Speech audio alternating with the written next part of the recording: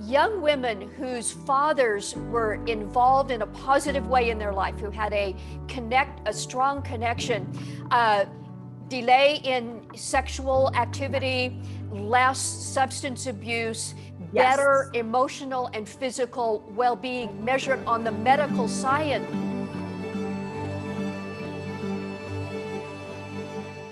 Do you have a daughter? I'm Dr. Carol, and we are talking about fathers and daughters on the program today. Now, if you're a dad and you brought that baby daughter home from the hospital and you loved her and she was a daddy's girl, but maybe now she is reaching puberty or the teen years or she's already a young adult, and the relationship has become a whole lot more challenging. She's feeling different things and you don't know how to react, and what do you do and what do you say, and it feels like there's distance between you.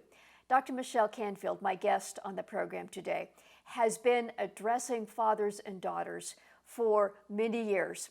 She is a licensed professional counselor with over 25 years experience. She's a national speaker, an author, and the founder of the ABBA Project, directed toward equipping fathers to help their daughters. You know, there are tough things that young women have to deal with in our culture today. It's always been that way, but even more so today. Really hard things, a sense of the future and what's going on in the world, and then her own sense of identity and, you know, sexuality and bullying, I mean, and just mental health issues. There's really hard things. How do you, as a dad or as a mom, how do you perhaps support and encourage your husband, your daughter's father, in walking that relationship well? Dr. Michelle and I talk about the difference that a daughter needs her father to make in her life, how her life will be different if her dad is involved and engaged. And then even more importantly, the practical tools to help make that happen. You know, you as a father would love to fix things. That's your nature. God made you that way. So how do you do that?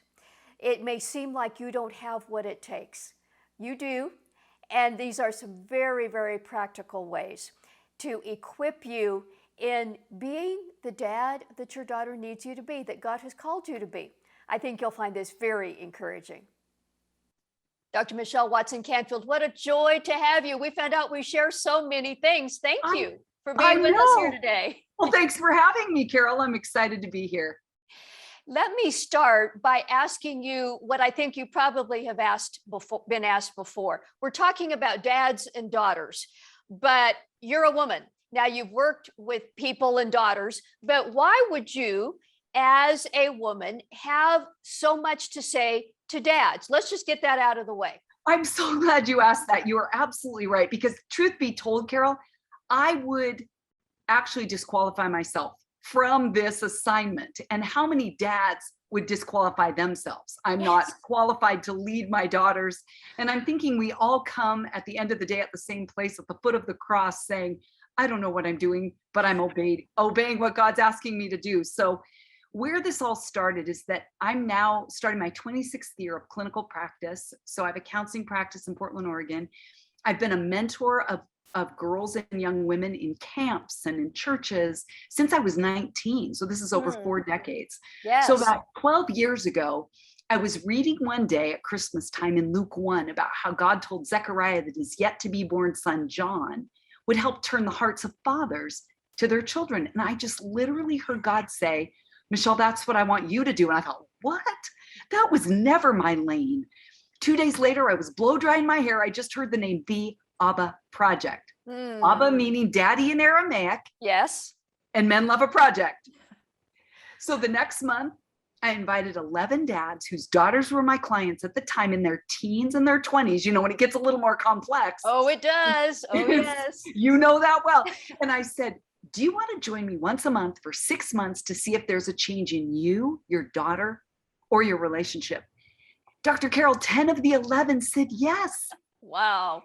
And I had no curriculum. Every month, I literally just listened to the whisper of God to write the next section and collect data or write my own. And that's how this whole thing started. We ended up going a year. I've now honed it to 9 months. I've been doing this since January of 10. And that's how I landed here as a woman who I say is from the planet of Venus, right? We all know that book. Yes, yes. Speaking to men who are from Mars. I call them Martians. And we have 2 different languages. And I am helping dads decode their daughters, because I truly believe that we will have a healthier country from the ground up with healthier women. And the research shows so much of that goes back to how a father invests in his daughter's life. I love what you're saying, that you're decoding young women to their dads, because I think many men, although they desperately want to be helpful, they don't know how. They don't understand. It is like a foreign language to them. Exactly. And here's an observation that I've made from 12 years of traveling from my planet to Mars, is that men would often rather do nothing than do it wrong. Yes. And men are smart enough to say, especially as their daughters, hit pre-adolescence and adolescence on up, is, you know what, I'm making it worse. She's more verbal and emotional than I have a skill set for.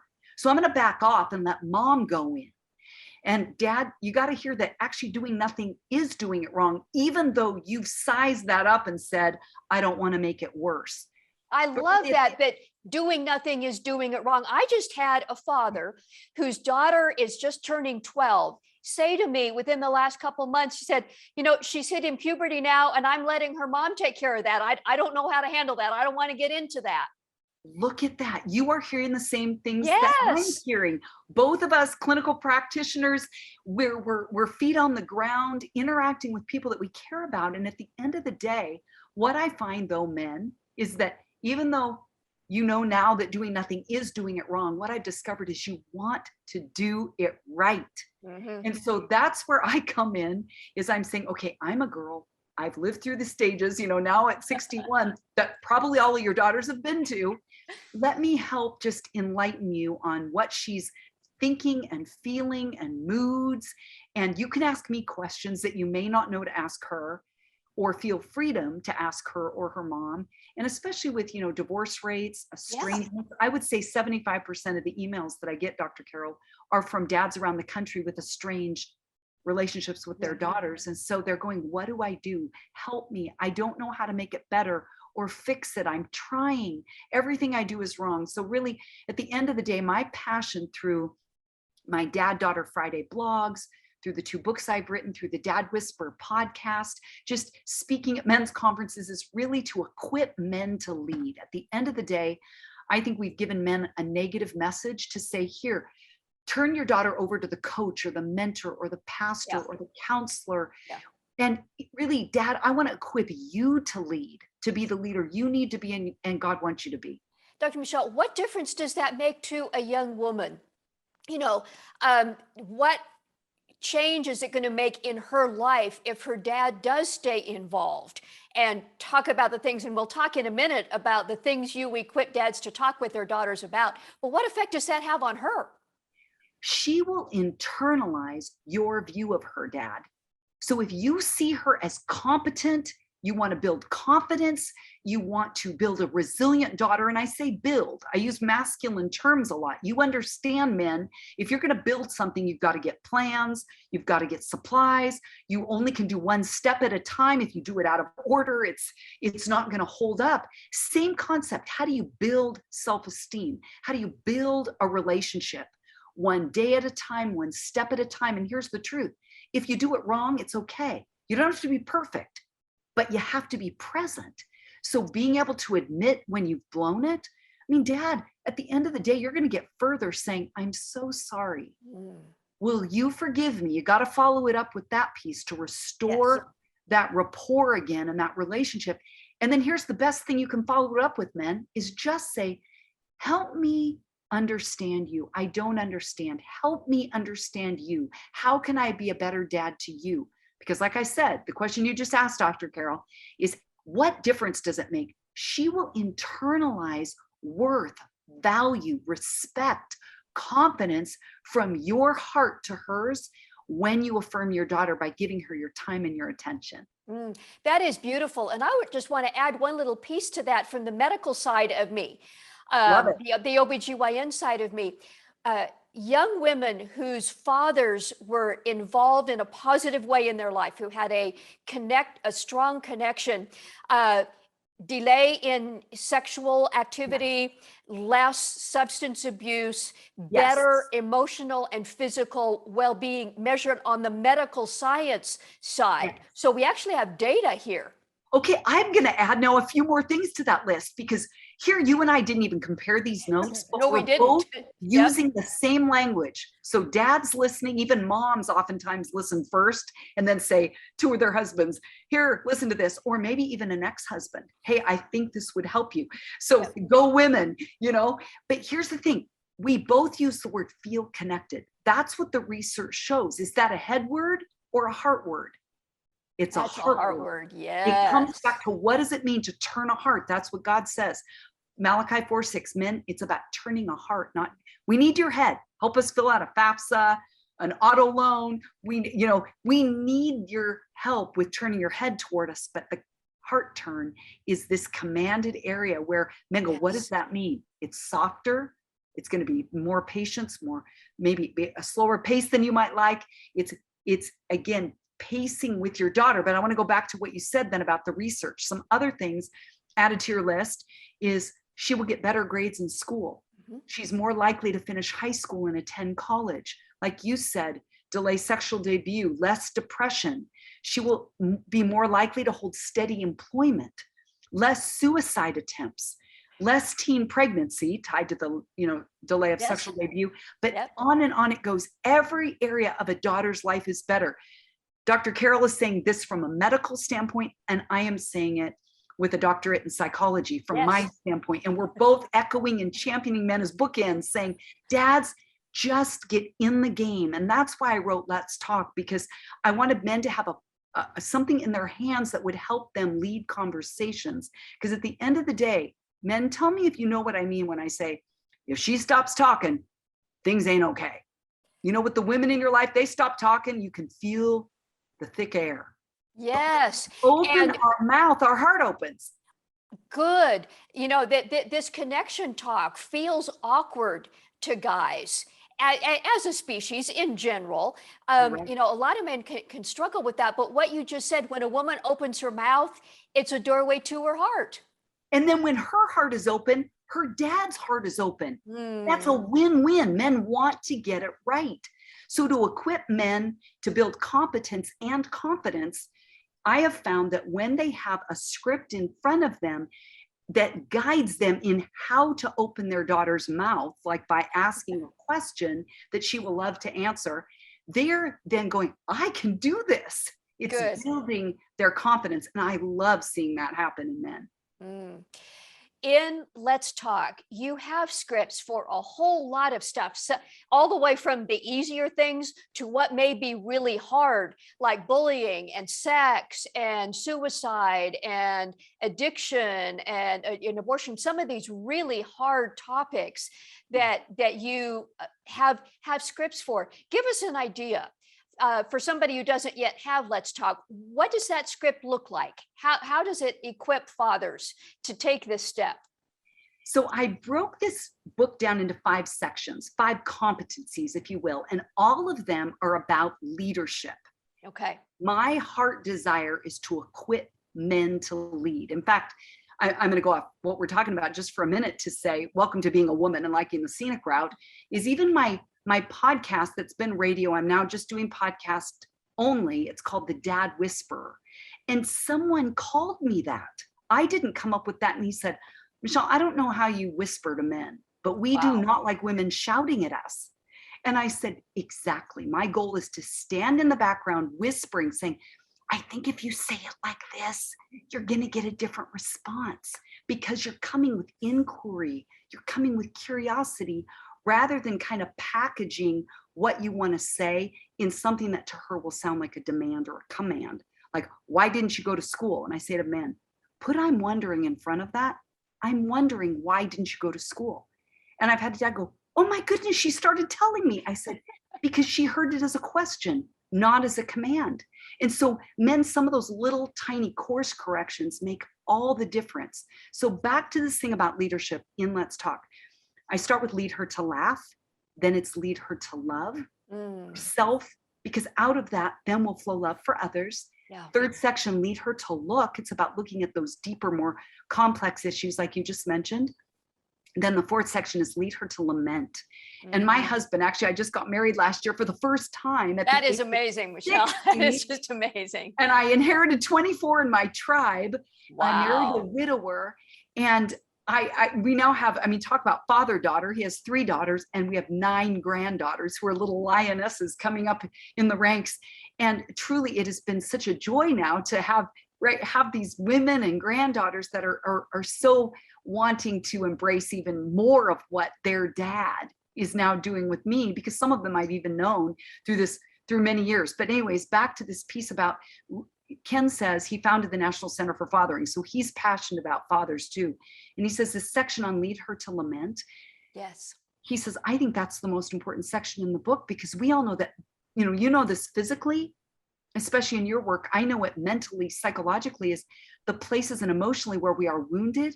Yes. That becomes the focus. Our whole body focuses on where the injury is. Same with an injury of the heart. Yep. And if a daughter hasn't had maybe help in cleaning out the dad wounds, the dad voids, or other losses in her life, she's going to carry those into adulthood. So why not make amends now? And then the last section is lead her to listen, where we flip the script and dad hands his daughter the book where she can ask him questions about his life. Things like, what's one of the most stupid things you've ever done? What's something you had to learn the hard way that no one taught you? And then all the way back to things even at the beginning of the book of where a dad can say to his daughter, what item of my clothing would you love to see me get rid of? That's the rock. And so it's kind of from light-hearted to more deep end, and to kind of conversations that allow a daughter and a dad to go deeper so that he can know her, she can know him. And dad, you can just open that book on your dad-daughter date. I would encourage you at least once a month to have a consistent rhythm of that kind of contact with your daughter. Even if she lives away, you can do it remotely, and let her choose the topic that she would love to talk about with you. Because even if it's something like suicide that she's never dealt with, I guarantee you she knows someone who has. Yep. And then she can get your input, and it's not just the voices of her peers speaking into her life. That is really powerful. And what especially stands out to me in how you're describing this is not a dad coming up with something he wants to tell her daughter. This is getting curious.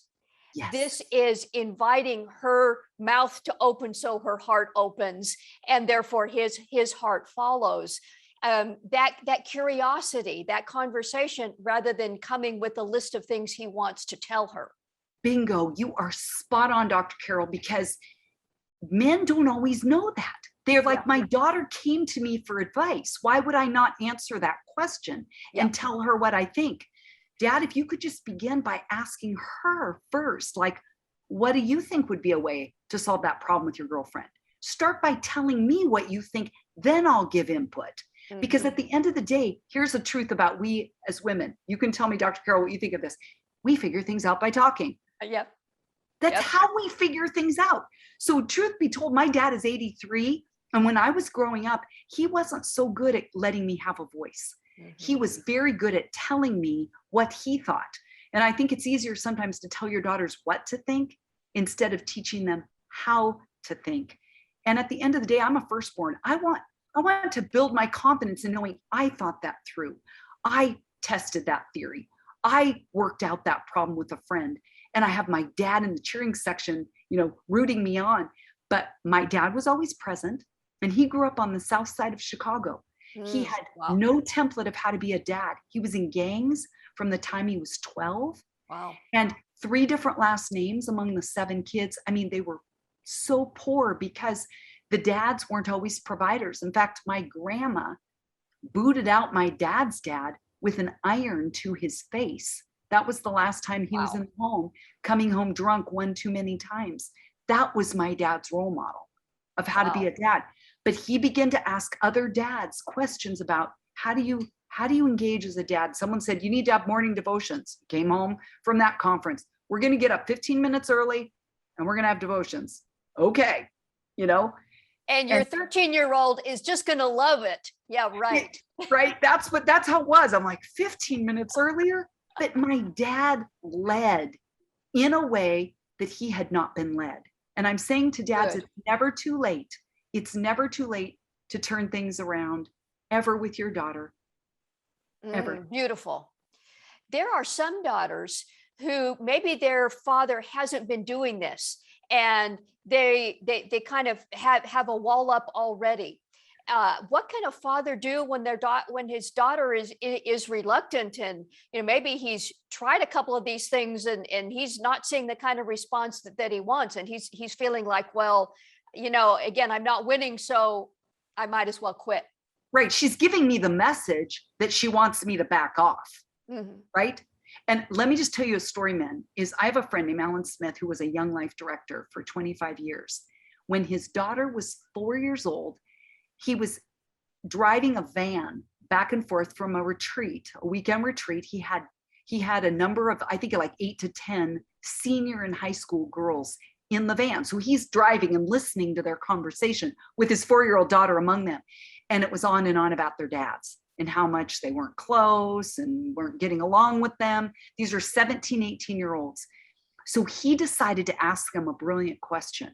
He said, can you all help me know what I need to do with my daughter so when she's your age, she's not talking about me like you're talking about your dads? Wow. Great question, isn't it? Yes. Guess what they said in unison? When we pushed our dad away, we wish he wouldn't leave. When we push our dad away, we wish he wouldn't leave. So dad, as your daughter ages, she's building relational muscles. And if you want your daughter to say no out in the world, you have to let her practice using that same voice at home and not always take it personal as defiance and rebellion. She's working out muscles with you of how to express herself and maybe be too much at times and not enough at other times. Yeah. I mean, men, if you heard what your daughter tells herself inside her head when she looks in the mirror, for example, everything wrong with her, every flaw is there. She's getting messages outside and inside constantly that she's not thin enough or competent enough or pretty enough or successful enough all the time. And sometimes when she's in a foul mood, you go, no daughter of mine is going to talk to her mother like that. You go here and the consequences come down. What would happen, Dad, if you just slowed down, backed up and said, honey, what's happened in your day? You seem like you're a little stressed. Find the backstory to what's happening in the moment instead of jumping on every response and wanting to course correct. Again, there's a thing about us as girls, as women. There's always a backstory to the story, always. Yeah. So sometimes if you just breathe a little bit and let us talk, hence the name of the book, Let's Talk. If you will let us talk, sometimes we're like, I don't even know. And then all of a sudden we're crying because of something that happened in second period today at school. Yep. And I wasn't even realizing all day that it hurt my feelings. Yeah. Or that someone did this at the store and they were just super rude. And I'm like, there's another man that let the door slam in my face. And I know it doesn't matter, but right now I'm having a problem with men. You get to be that safe place for her to have a voice, to be heard and loved through all the developmental stages. So dads, I just want to keep encouraging you. If you have a reluctant daughter, if you initiate, remember that's the thing of Malachi 4:6, it's first the father's heart turns, then the daughter's heart turns, or the children's heart turns. It comes down to you having to be the initiator. You're the adult. And even if she keeps pushing you away, don't stop. Find another way. Text. What could I do to make it up to you? Help me know how I hurt you when your mom and I divorced.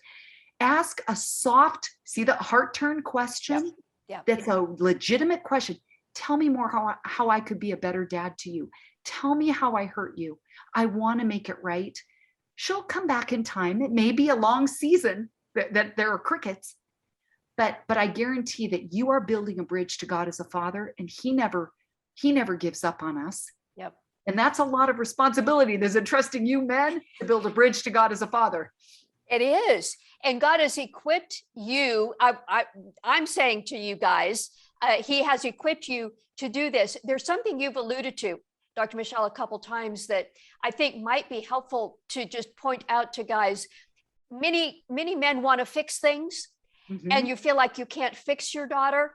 But the message that when you listen to her, you are helping. Yes. Listening to her helps her. Listening to her is fixing it. Yes. We have a world where there is so much noise. In fact, I remember with my first book, that one's called Dad, Here's What I Really Need From You, a guide for connecting with your daughter's heart. My publishers, this would have been back at the beginning of 14, said, we don't have anything. Like, do you have a blog? Do you have any? I said, no, I don't want to add to the noise out there. But they said, no one knows you. No one knows your heart. And I said, okay, that I can get behind. But the whole adding to the noise, am I right? There's so much noise. Everyone's shouting at us. You need to do this.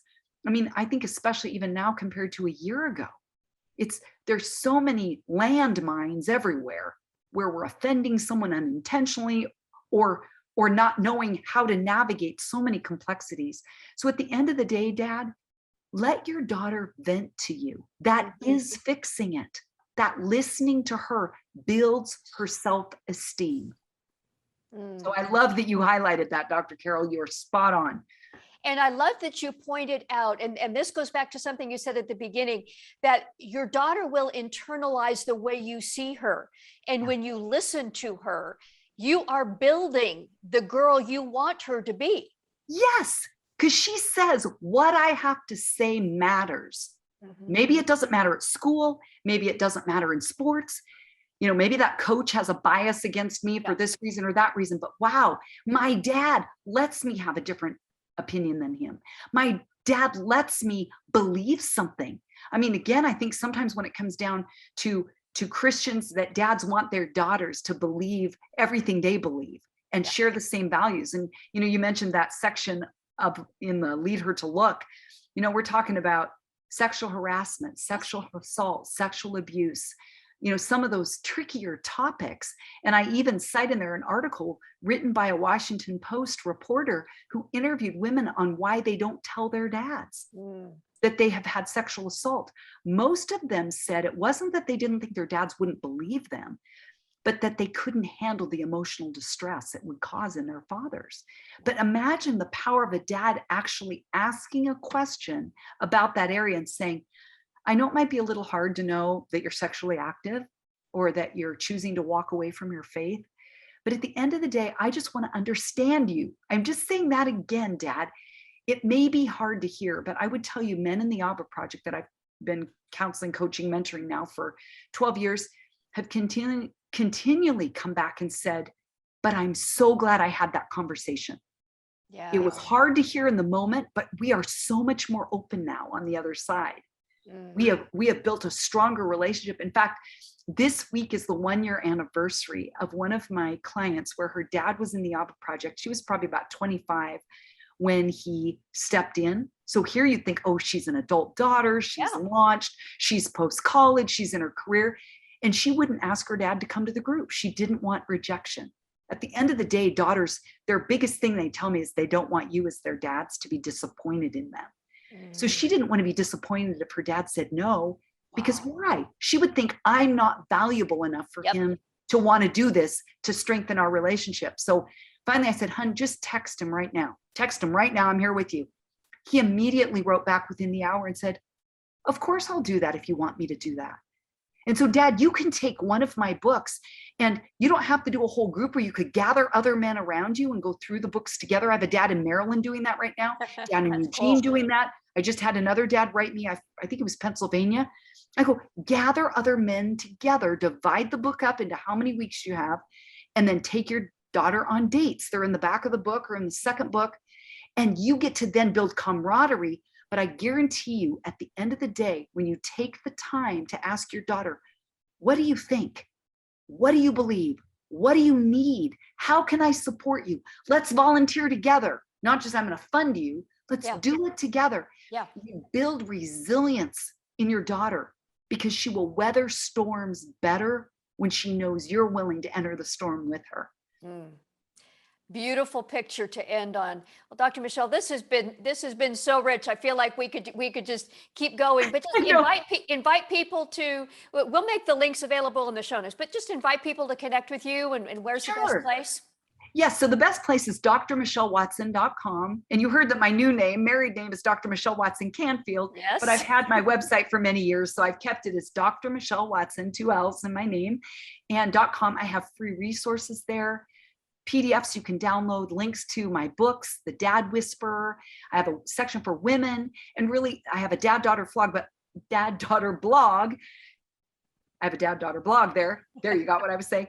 And really, at the end of the day, my goal is to be in the background and equip you as men to lead. Really, that's my goal. That's my heart, my passion, and I believe my calling. So, Dad, I just want to leave you with this. Remember that your daughter needs you, and you don't have to be perfect. You just have to be present and admit when you've done it wrong. Build the bridge to her heart by making amends. And even if you feel pushed away, don't let her get away with that. Find a way to send her cards, send her texts, do things that let her know that she is in your heart and she's never going to go anywhere, no matter what. Beautiful. Pursuing her heart. And thank you for equipping dads to do that. This has been great. God bless you, Michelle. Thank you, Dr. Carol. This has been a joy. Wow. When your daughter opens her mouth, her heart opens, and that leads to your heart being open as a parent. Yes, you really can make a difference. And I love what Dr. Michelle was emphasizing at the end. When you listen, you are helping. That is fixing her. That is helping. Just check the links underneath this video to the Abba Project, Dr. Michelle's books, the Dad Whisperer podcast. I think you can see why she has been called the Dad Whisperer with good reason. Take advantage of those resources. Very practical, very accessible, and I know that as a parent, this is something you care about. So take advantage of all that. I love hearing from you. If there is a relationship challenge that you are facing, whether it's between you and your daughter or something else, that's perhaps the single biggest area that I am asked to help people with in coaching and so on. You can certainly leave a comment under this video, but confidentially, use the contact page on our website. It comes to me, it's confidential, and I respond. I would love to hear from you, and maybe you'd like to consider individual coaching. That's something I enjoy doing and want to help you in the journey that God has for you. Thank you for being part of my family here online, and until next time, may God bless you.